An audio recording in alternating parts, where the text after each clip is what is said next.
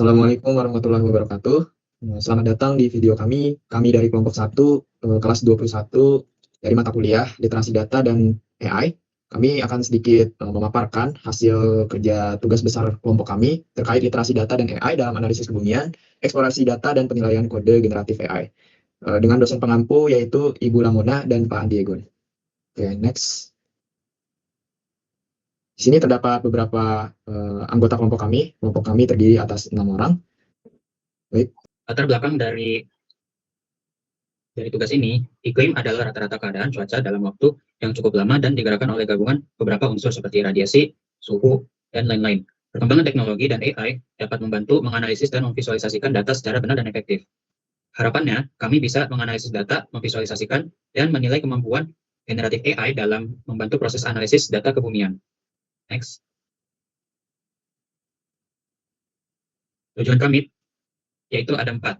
Pertama, mengumpulkan dan menilai data-data yang dibutuhkan untuk permasalahan kebumian tertentu. Yang kedua, menerapkan berbagai teknik eksploratory data analisis dalam statistika dasar dan berbagai metode visualisasi dengan data-data kebumian. Yang ketiga, menilai luaran dari generatif AI dalam pembuatan skrip atau kode program untuk analisis kebumian. Dan yang keempat, bekerja sama dengan kelompok untuk bertukar ide dan interpretasi mengenai analisis data kebumian. Selanjutnya ada studi pustaka.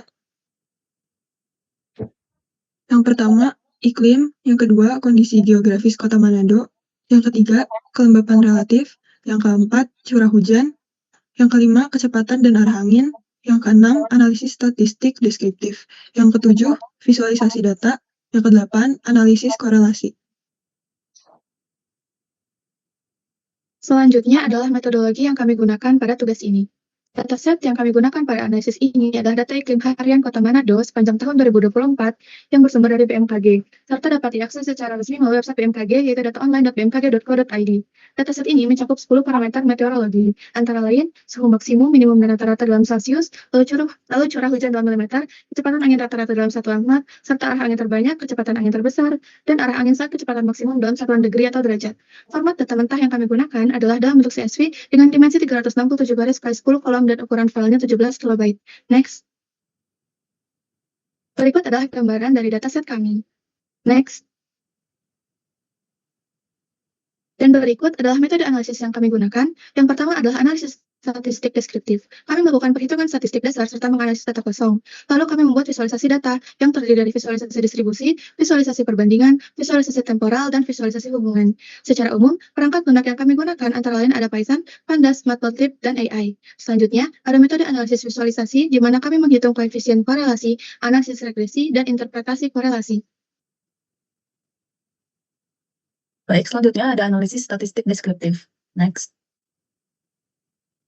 Nah, berikut ini adalah tabel statistik deskriptif dari variabel yang ada di dataset.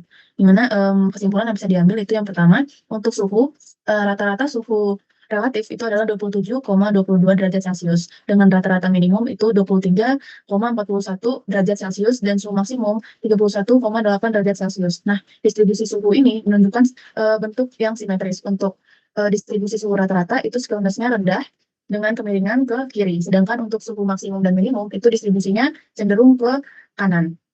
Nah, kurtosis dari suhu rata-rata ini cenderung stabil, di mana suhu minimum dan maksimum itu menunjukkan distribusi yang kuantik-kuantik atau datar nyebar. Nah, untuk kelembapan rata-rata itu rata-ratanya 83,93% dengan standar deviasi 7,21%. Nah, untuk nilai minimum kelembapan rata-rata itu sekitar 49%, di mana nilai maksimumnya 97%. Nah, untuk persentil 10%-nya itu sekitar 76%. Nah, dapat disimpulkan kalau kelembapan rata-rata di Kota Manado ini tertinggi di kondisi yang kering. Lalu untuk kecepatan angin, rata-rata kecepatan anginnya itu adalah 1,66 knot atau 0,824 meter per second dengan skewness positif yang lumayan tinggi. Lalu skewness dan kurtosisnya positif menunjukkan mayoritas kecepatannya rendah sampai sedang, namun ada outlier berupa angin kencang. Nah, untuk arah angin terbanyak itu adalah ditentukan oleh check atau center yang menunjukkan bahwa anginnya tenang dan tidak menunjukkan arah yang dominan. Kalau rata-rata angin saat kecepatan maksimum itu adalah 177,75 derajat atau menunjukkan arah ke selatan. Dengan minimum 6 derajat menunjukkan arah utara timur dan maksimum 360 derajat menunjukkan arah utara. Nah, penyebab variasi arah angin ini adalah topografi, Kota Manado yang berupa pesisir dan pegunungan, di mana anginnya itu cenderung berputar di area tersebut. Nah, untuk persentase data kosongnya adalah seperti ini, di mana datanya cukup lengkap dan bisa digunakan untuk kita analisis dan visualisasi. Next. Baik, selanjutnya ada visualisasi data. Yang pertama, di sini kami memvisualisasikan distribusi variabel dengan menggunakan box plot, bahwa terlihat pada bagian suhu itu relatif sempit dan simetris, itu menunjukkan bahwa suhunya cukup stabil di Kota Manado pada tahun 2024. Kemudian untuk curah hujan itu memiliki banyak sekali outlier, dan itu nampak terlihat bahwa fluktuatifnya juga sangat tinggi. Kemudian juga pada bagian kecepatan angin juga terdapat beberapa outlier dan juga terjadi fluktuatif, namun fluktuatifnya tidak setinggi dengan curah hujan. Oke, kemudian ada pola fluktuasi bulanan. Ini terkait dengan suhu rata-rata, bahwa mulai dari awal bulan sampai pertengahan bulan terjadi kenaikan suhu. Kemudian di pertengahan bulan tiba-tiba terjadi penurunan suhu yang sangat signifikan. Kemudian di sekitar bulan Agustus sampai September itu juga terjadi kenaikan suhu yang sangat signifikan. Hal ini walaupun kurang sesuai dengan pola musiman di Kota Manado, namun hal ini bisa saja terjadi karena pola pergeseran dari iklimnya sendiri. Oke, next, kemudian ada perbandingan antar kategori, yaitu arah dan kecepatan angin pada saat maksimum pada saat harian di Kota Manado, bahwa pada umumnya untuk kecepatan angin terbesar itu di kisaran 2 sampai 8 knot, namun ada juga beberapa yang di atas 10 knot. Bisa dilihat dari skalanya, gambarnya ada di sini. Kemudian untuk arah angin terbanyak itu didominasi dari arah utara dan selatan, sedangkan untuk yang sangat minim itu dari arah barat, timur, dan juga tenggara. Lanjut, yang terakhir ini adalah visualisasi mengenai korelasi dengan scatter plot, yaitu korelasi antara kelembapan rata-rata dan suhu rata-rata. Di sini korelasinya negatif, dengan nilai korelasi itu sebesar minus 0,8. Kemudian untuk persamaan regresinya bisa dilihat di sini, dan koefisien determinasinya sebesar 0,6341. Hal ini walaupun tidak selalu seperti ini korelasinya, namun hal ini cukup logis karena bisa saja terkait dengan tutupan awan, di mana semakin banyak tutupan awan, bisa saja kelembapannya itu menurun, kelembapannya meningkat, namun suhunya menurun. Terdapat perbandingan antara penggunaan manual dan AI. Pada penggunaan manual, yang pertama, akurasi dan validasi data. Yang kedua, rentan human error. Yang ketiga, analisis lebih kritis dan mendalam.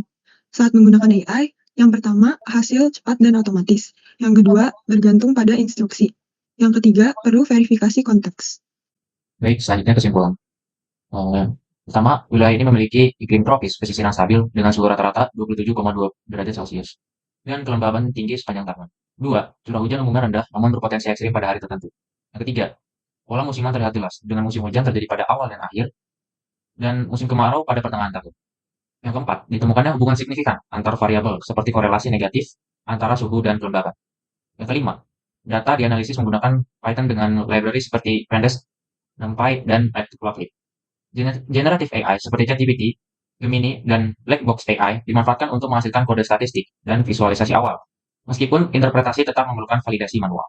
Next. Selanjutnya, ada 5 saran yang diperlukan dalam analisis penelitian ini.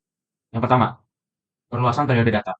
Analisis ini masih terbatas pada iklim Kota Manado tahun 2024. Untuk memperoleh pemahaman yang lebih komprehensif terhadap tren jangka panjang, variabilitas iklim antar tahun, serta perubahan musiman yang konsisten, disarankan untuk memperluas cakupan data ke beberapa tahun sebelumnya. Yang kedua, analisis spasial. Penelitian ini berfokus hanya pada satu wilayah, yaitu Kota Manado. Perluasan analisis ke wilayah lain di Sulawesi Utara dapat memberikan perbandingan atau wawasan yang lebih mendalam tentang variasi spasial iklim, pengaruh topografi terhadap curah hujan, arah angin, serta distribusi suhu dan kelembapan. Yang ketiga, pengembangan model prediktif. Berdasarkan korelasi yang ditemukan seperti antara suhu dan kelembapan, dapat dikembangkan model statistik atau machine learning untuk memprediksi variabel iklim harian. Yang keempat, peningkatan kualitas dan konsistensi data. Kami tidak menggunakan variabel lama penyinaran matahari karena ditemukannya banyak data yang menyimpang sangat jauh dari data normal, yang menunjukkan perlunya penguatan sistem pengamatan. Diperlukan pemeliharaan dan kalibrasi rutin alat pengukur cuaca, serta validasi data agar hasil analisis lebih akurat dan dapat diandalkan untuk pengambilan keputusan. Dan yang terakhir, penyajian visualisasi interaktif. Untuk mendukung penyebaran informasi iklim, visualisasi dapat mempermudah interpretasi pola suhu, curah hujan, kelembapan, dan angin sepanjang tahun. Baik, sekian dari kelompok kami. Mohon maaf atas segala kekurangannya. Semoga bermanfaat. Terima kasih. Assalamualaikum warahmatullahi wabarakatuh.